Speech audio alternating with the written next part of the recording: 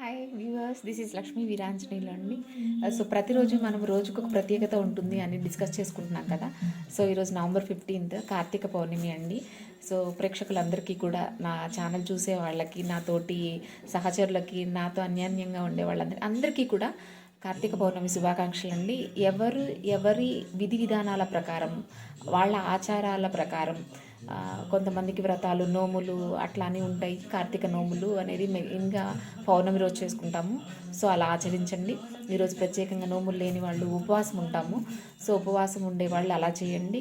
కుదిరితే నదీ స్థానాలకు వెళ్ళి నదీ స్నానం చేయమని చెప్తారు. అలా చేయలేని వాళ్ళు మన ఇంట్లో వాటర్ని గంగేచ యమునేచ గోదావరి సరస్వతి నర్మదే కావేరి సింధు జలేస్మిన్ సన్నిధిం కురు అని అనుకొని స్నానం చేసేసినా కూడా మనకు పుణ్యం కలుగుతుందండి.